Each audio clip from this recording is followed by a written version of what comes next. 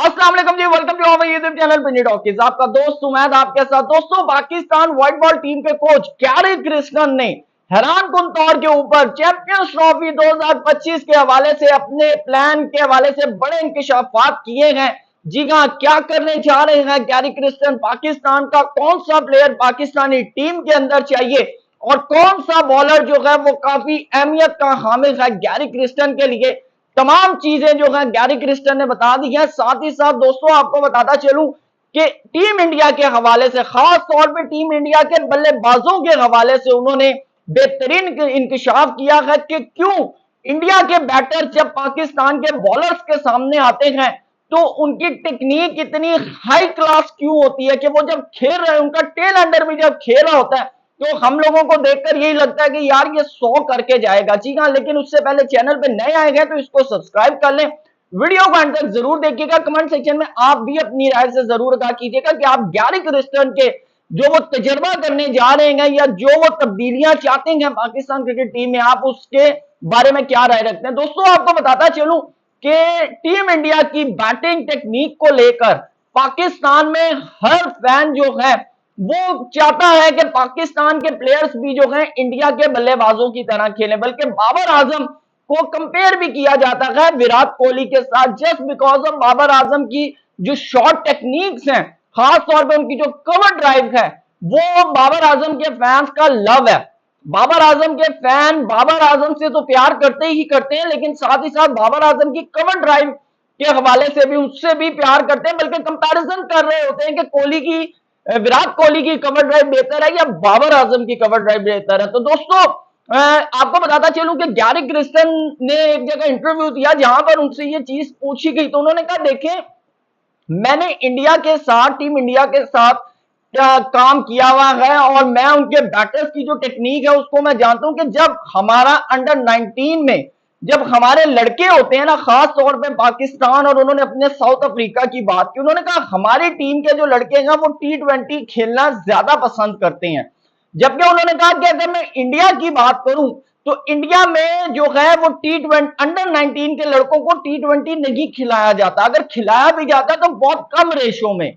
जबकि अगर Pakistan, south Africa, इन countries के मैं प्लेयर्स की बात करूं तो ये शॉर्ट फॉर्मेट को खेलना ज्यादा दिलचस्पी रखते हैं। जबकि अगर मैं इंडिया की बात करूं तो इंडियन जो प्लेयर्स हैं, जो बल्लेबाज हैं अंडर 19 के, वो रेड बॉल के लॉन्ग फॉर्मेट में जाते हैं, और अगर व्हाइट बॉल की भी बात करें तो वो वनडे क्रिकेट के अंदर ज्यादा जो है प्रेफर करते हैं। इस वजह से उन्होंने कहा कि जब उनके बैटर्स आकर ग्राउंड में T20 के अंदर भी जब शॉट्स मारते हैं तो बकायदा लगता है कि भाई पूरी टेक्निक के साथ कवर ड्राइव खेली है, पुल मारा तो पूरी टेक्निक के साथ, लॉग ऑन लॉग ऑफ, यानी कि तमाम जो उनके बैटिंग के एस्पेक्ट्स हैं वो टेक्निकली लग रहे होते हैं, फ्लूक नहीं लग रहे होते। जिस तरह पाकिस्तान के अगर आप अक्सर इफ्तिखार अहमद को देखें तो जब वो शॉट्स मार रहे होते हैं तो यही लग रहा होता है कि भाई वो बस आंखें बंद करके बल्ला फेर रहे हैं, जिधर बॉल गई तो गई। तो इस हवाले से उन्होंने कहा कि पाकिस्तान या जो साउथ अफ्रीकन जो प्लेयर्स हैं वो T20 को खेलना प्रेफर करते हैं, जबकि अगर ये लॉन्ग फॉर्मेट की तरफ जाएं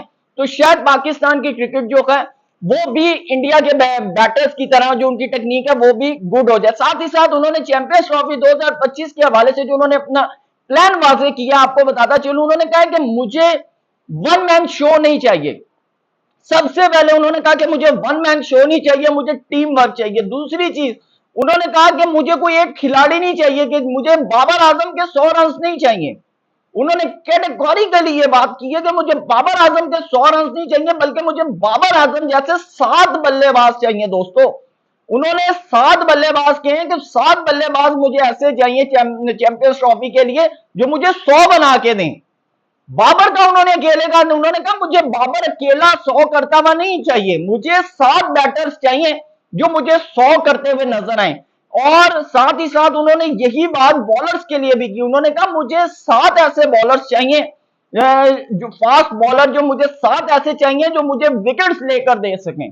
उन्होंने बिल्कुल ये नहीं कहा कि शाहीन और नसीम, उन्होंने कहा मुझे 7 फास्टेस्ट बॉलर चाहिए। वो 7 फास्टेस्ट बॉलर चैंपियंस कप से निकलेंगे या वो 7 बल्लेबाज जो हैं जो गैरी क्रिस्टन को मैच के दौरान 100 करके देंगे, वो चैंपियंस कप में कौन कौन सा बल्लेबाज है आने वाले दिनों के अंदर इसके हवाले से मजीद चीजें जो है वो क्लियर हो जाएंगी। साथ ही साथ उन्होंने कहा उसके बाद मुझे कोई भी बैटर या मुझे कोई भी बॉलर अपने लिए खेलता हुआ नजर नहीं आना चाहिए।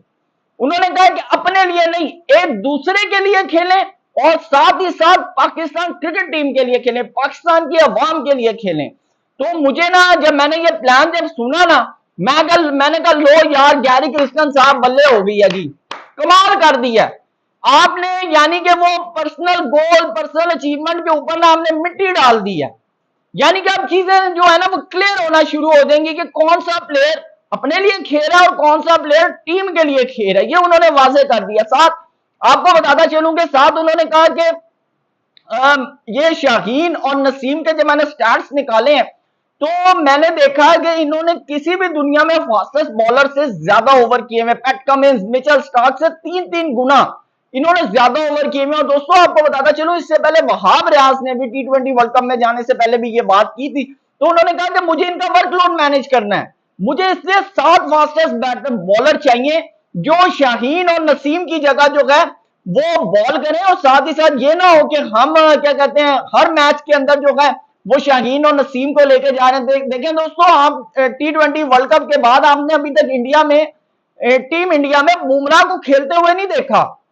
हम लोग जिम्बाब्वे हो, आयरलैंड हो या हॉलैंड हो, कोई भी टीम हो, हम उसके खिलाफ शाहीन और नसीम को खिला रहे होते हैं। तो मेरे ख्याल से अगर बुमराह पाकिस्तान में होते तो शायद अभी तक बुमराह को हमने एक भी रस ना दिया होता। हमारे वो आपको बताता चलो इरफान थे, आप उनको देख लेना, उनकी लॉन्ग आइडेंटिटी, हमने उनको हर जगह घसीट उनकी हमने जो क्रिकेट 8 साल में खत्म होनी थी हमने वो 4 साल में खत्म करके आज इरफान का नामो निशान ही कोई नहीं है। तो हम लोग तो प्लेयर्स को ऐसे वेस्ट करते। साथ ही साथ उन्होंने कहा कि मुझे 7 प्लेयर 7 बैटर्स चाहिए, 7 मुझे बॉलर चाहिए, वो चाहिए जो पाकिस्तान के लिए खेलें, जो एक दूसरे के लिए खेलें। साथ ही साथ उन्होंने रोटेशन पॉलिसी के ऊपर अमल दरामद करते हुए उन्होंने काफी जोर दिया। उन्होंने कहा कि मैं जो है रोटेट करूंगा प्लेयर्स को।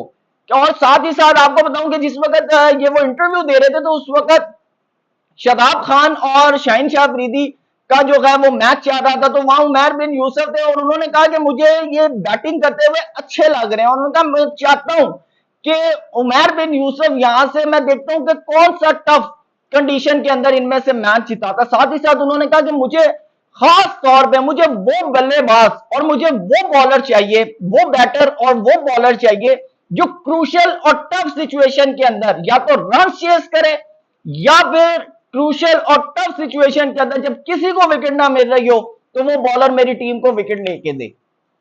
ये जो चीज उन्होंने की है ना, मैं आपको बताऊं कि मुझे लग रहा है कि अगर ये इंप्लीमेंट हो गया तो दोस्तों चैंपियंस ट्रॉफी 2025 पाकिस्तान है, आप लिख के रख लें। मैं आपको कंफर्म बता रहा हूं कि मैच विनिंग, उन्होंने कहा कि मुझे मैच जीतने वाला बैट्समैन चाहिए, चेस करने वाला बैट्समैन चाहिए, मुझे वो बॉलर चाहिए कि जब मेरी टीम को विकेट ना मेरी हो वो मुझे विकेट लेकर दे। ये होते हैं कोचेस के जो मेंटोरशिप होती है ना, ये लेवल होता है। साथ ही साथ उन्होंने कहा कि फैसलाबाद की पीओ ने कहा जी बड़ी जबरदस्त। जबकि आपको बताता चलूं कि गैरी क्रिस्टन का स्पिच के ऊपर 200 और वो सलमान बट ने उनको बताया और 92 की एवरेज है गैरी क्रिस्टन की फैसलाबाद के अंदर। तो दोस्तों अब आप गैरी क्रिस्टन की सोच के साथ आपकी क्या राय है जरूर कमेंट सेक्शन में बताइएगा। Thank you so much, Allah Hafiz.